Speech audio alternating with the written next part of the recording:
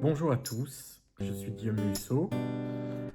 Comme chaque année, en novembre et décembre, je suis très heureux, de vous annoncer la sortie de mon roman, heu, en Corée du Sud. C'est pour moi un moment, important parce que au fil des années, on a pris cette habitude, les lecteurs et moi, finalement, de se rencontrer à travers, les romans, à cette période-là, de l'année. Heu, la Corée du Sud est un pays très important, pour moi. C'est l'un des premiers pays, heu, après la France à avoir, apprécié, mes histoires, à m'avoir, envoyé, beaucoup de courriers, à travers les lecteurs.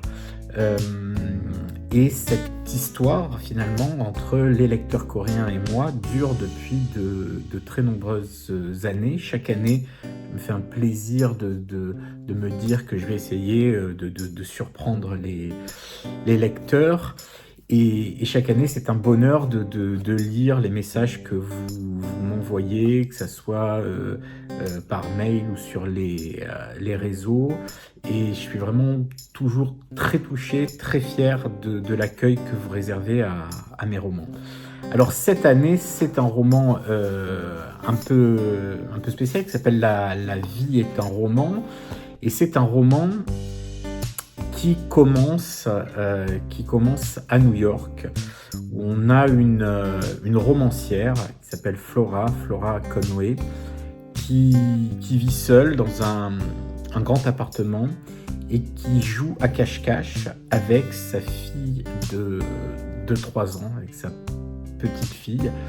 Et donc Flora se met à fermer les yeux, à compter. La petite fille va se cacher et une vingtaine de secondes de plus tard, Flora se met à essayer de la trouver et elle ne la trouve pas, elle la cherche partout, rien, elle est obligée, elle appelle la police fouille l'appartement, regarde les caméras de surveillance dans le couloir, rien.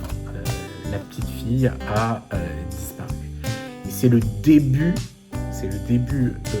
d'une histoire à suspense, d'une histoire d'amour, d'une histoire sur les écrivains, sur la littérature, sur la création.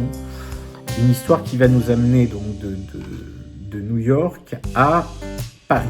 Une grande partie de l'histoire se passe à Paris, parce qu'à Paris, il y a un autre romancier, un romancier français, qui lui est très peiné parce que sa femme vient de le quitter en amenant son enfant, il n'arrive plus à écrire, il vit dans une solitude extrême. Il ne le sait pas encore, mais lui, il a un indice pour savoir où est cachée la fille de Flora Conway qui a disparu dans son appartement à New York. Comme toutes les années, je vous souhaite vraiment une très très bonne lecture. J'espère vraiment un jour pouvoir revenir en Corée du Sud, pouvoir prendre le temps de faire des dédicaces, de rencontrer des lecteurs. Je l'avais fait il y a peut-être 7 ou 8 ans. Ça reste l'un de mes très très beaux souvenirs de rencontres. Chaque année, je me promets de me dire, allez, cette année, il faut y aller. Cette année, c'est difficile à cause effectivement du virus. Maintenant, mes enfants commencent à être plus grands, donc je vais pouvoir à nouveau voyager. Et donc, j'espère très bientôt, un jour, pouvoir vous retrouver en chair et en os à Séoul ou dans d'autres villes en Corée du Sud. Merci beaucoup de votre confiance et continuons cette belle histoire qui nous relie maintenant depuis des années. À très bientôt.